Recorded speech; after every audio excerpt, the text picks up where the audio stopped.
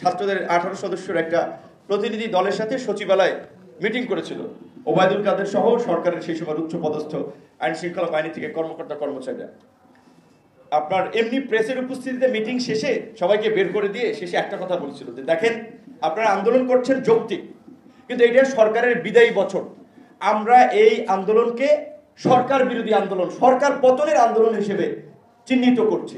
কাজী এই আন্দোলনকে দমন করার জন্য সরকারের যা করার সরকার তাই করবে। তখন ডিএমপির কমিশনার ছিলেন আসাদুজ্জামান মিয়া, তারা সব একটা হুমকি দিয়েছেন। কিন্তু তখন আমরা বলেছিলাম আমরা তো সরকার পতনের জন্য আসিনি, ছাত্রদের দাবি নিয়ে এসেছি, সেটা মেনে নেন, তাহলেই তো হয়। কিন্তু দেখেছেন সেটাও কিন্তু কিভাবে প্রতারণা করেছিল। বলছিল যে 1 মাসের মধ্যে এটার সমাধান হবে, হয় নাই। এমনকি প্রধানমন্ত্রী পার্লামেন্টে দাঁড়িয়ে জাতির সামনে কিন্তু ঘোষণা দিয়েছিলেন কোনো কোটাই থাকবে না।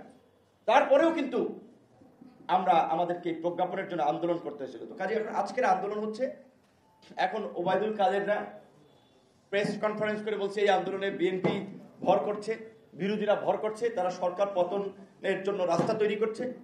দেখেন ছাত্ররা, আমি জানি এই ছাত্রদেরকে, এই তরুণদেরকে যদি আপনি বলেন যে তোমরা ওইখান থেকে এই ফাঁসিবাদের পতনের আওয়াজ তুলো, এই তরুণদের মনন মগজ দীর্ঘদিন ভাবে এতটা বিরাজনীতিকরণ করা হয়েছে, দেশ জাতি সমাজের মূল ভাবনা থেকে তাদেরকে পাঠ্যপুস্তক বলেন কিংবা সমাজের রীতিনীতি বলেন, এতটাই তাদেরকে বাইরে রাখা হয়েছে।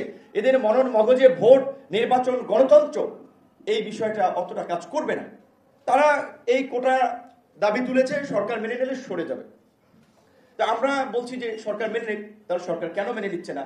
বরঞ্চ প্রধানমন্ত্রী চীন সফরে গিয়েছেন 4 দিনের জন্য, যাওয়ার আগে একটু উস্কানি দিয়ে গেলেন না যে এই আন্দোলনের কোনো যৌক্তিকতা নেই। আপনি দ্বিচারিতা কেন করছেন?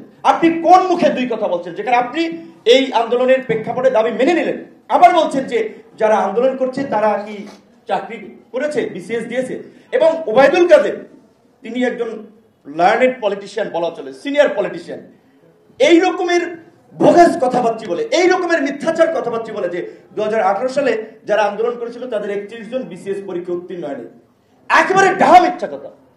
আমি পরীক্ষাই দেয়নি।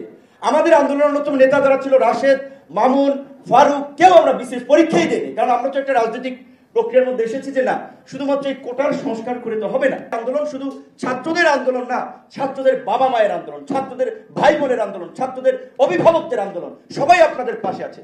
শুধু কোটা না, এই উচ্চশিক্ষিত তরুণদের বেকারত্ব নিরসনের নতুন কর্মসংস্থান, একটা স্বচ্ছ নিয়োগ ব্যবস্থার জন্য, এই ফাঁসির শক্তির উৎখাতের জন্য আপনাদেরকে চিন্তা করতে হবে, কথা বলতে হবে।